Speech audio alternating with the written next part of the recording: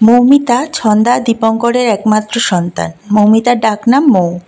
মৌ এখন MBA করছে। এর মধ্যেই ওর বিয়ের জন্য একটা ভালো সম্বন্ধ আসে। পাত্রের নাম শুভময়, ডাকনাম শুভ। শুভ ও বাবা মায়ের একমাত্র সন্তান। পড়াশোনা শেষ করে পৈতৃক ব্যবসায় যোগ দিয়েছে। নিজস্ব বাড়ি, ভালো রোজগার এবং দেখতে শুনতেও ভালো। তাই ছন্দা ও দীপঙ্করের এক দেখাতেই ছেলেকে পছন্দ হয়ে গেল। মৌয়ের কাছে প্রস্তাব রাখতেই মেয়ে অসন্তুষ্ট হয়ে বলল, মা, আমার কোর্সটা তো শেষ হোক আগে। ছন্দা উত্তরে বলল, বিয়ের পরও তুমি সেটা করতে পারবে, আমি কথা বলেছি, ওদের কোনো আপত্তি নেই। ওরা তো এতে বরং খুশি, বলেছে তুমি চাইলে ভবিষ্যতে ওদের বিজনেস জয়েন করতে পারো। মৌ আপত্তি করো না, শুভ খুব ভালো ছেলে। মৌয়ের ভীষণ রাগ হলো। নিজেই মনে মনে বলল, কি নাম শুভ, শুভ তো নয়, অশুভ। আমার এখনও সুমনা অতসীদের মতো একটা প্রেম করাই হলো না, এখনই কি না ওনাকে বিয়ে করতে হবে। মৌ একটু ভেবে বলল, মা, কিন্তু আমি তো ওকে ভালোবাসি না, তবে ওর সঙ্গে সারা জীবন কি করে কাটাবো? ছন্দা বলল, কে বলেছে যে শুধু বিয়ের আগেই প্রেমে পড়া যায়?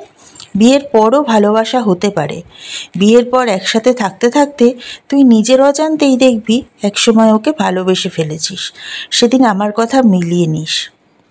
যা হোক, অনেক না হ্যাঁ এরপর মৌকে বাবা মার কথায় রাজি হতেই হলো এবং একটা ভালো দিনে শুভর সাথে ওর বিয়ে হয়ে গেল। বৌভাতের রাতেই মৌ শুভকে বলল, আমার পক্ষে এই সম্পর্কটাকে এখনই এর থেকে বেশি এগিয়ে নিয়ে যাওয়া সম্ভব নয়। আপনি হয়তো একদিন বুঝবেন আমাকে বিয়ে করে আপনি ভুল করেছেন। মৌ একটু থেমে বলল, জানি না আপনি কি ভাবেন, তবে আমার কাছে বিয়ে করার জন্য মানুষটাকে ভালোবাসা খুব প্রয়োজন। শুভ একটু হেসে খুব শান্ত কণ্ঠে বলল, একদম ঠিক বলেছেন। তবে আমি প্রথম যেদিন আপনাকে খোলা চুলে আপনার বাড়ির ছাদে দেখেছিলাম সেদিনই ভালোবেসে ফেলেছিলাম, কিন্তু যতদিন না আপনি আমাকে ভালোবাসতে পারছেন আমি অপেক্ষা করব। তারা দুজন ছাড়া এই কথাগুলো অন্য সকলের কাছে অজানা রইল। বিয়ের পর নিয়ম অনুযায়ী দিরাগমনে বাপের বাড়ি গেলে মা জিজ্ঞেস করল, মৌ, সব ঠিক আছে তো? তুই সুখী তো মা? মৌ বলল, তোমরা তো আমার বিয়েটা হোক এটাই চেয়েছিলে, আমি সুখী হলাম কি না তাতে কি? বাপের বাড়ি থেকে ফেরার পর শুভর বাবা মা চলে গেলেন দেশের বাড়ি। কলকাতার বাড়িতে শুধু ওরা দুজন রয়ে গেল, নদীর দু প্রান্তে দাঁড়িয়ে থাকা দুটো মানুষের মতো। এর মধ্যে ব্যবসার কাজে শুভকে দিন সাতেকের জন্য কলকাতায় বাইরে যেতে হলো। যাওয়ার আগে মৌকে বাপের বাড়িতে রেখে গেল আর বলে গেল, ঠিকমতো খাওয়া দাওয়া করবেন, ভালো থাকবেন। শুভ গেছে দিন দুয়েক হলো, হঠাৎ মৌ খুব অসুস্থ হয়ে পড়ল। নার্সিংহোমে ভর্তি করতে হলো। ডাক্তার বলল জ্বরটা কিছুতেই কমছে না, 48 ঘন্টা না গেলে কিছুই বলতে পারছি না। সব শুনে ছন্দা শুভকে ফোন করে জানালো। শুভ এমার্জেন্সি ফ্লাইট করে সব কাজ ছেড়ে পরের দিন এসে হাজির। এয়ারপোর্ট থেকে সোজা নার্সিংহোমে। সারা রাত মৌয়ের বিছানার পাশে জেগে বসে রইল সে। পরের দিন ভোরে জ্ঞান ফিরল মৌয়ের। ডাক্তার দেখে বলল, ভয়ের কিছু নেই, আউট অফ ডেঞ্জার, ওকে চাইলে বাড়ি নিয়ে যেতে পারেন।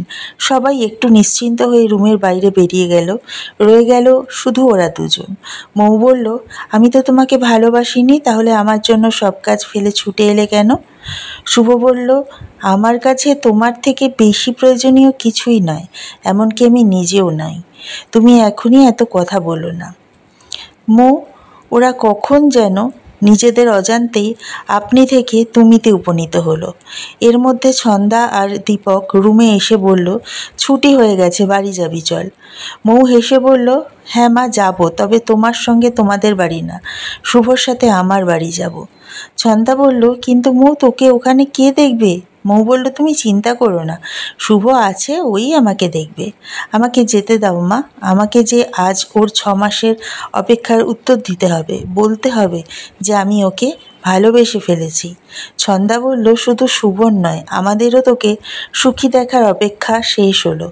শুভর বুকে মাথা রেখে মৌ মনে মনে বলল, তোমাকে ভালোবেসে আমার জীবনের প্রতিক্ষণ আজ থেকে শুভক্ষণে পরিণত হলো। সেদিন মৌ আর শুভর ঘর ফুলে ফুলে সাজানো ছিল না, কিন্তু আকাশে ছিল পূর্ণিমার চাঁদ ওদের ভালোবাসার সাক্ষী হয়ে।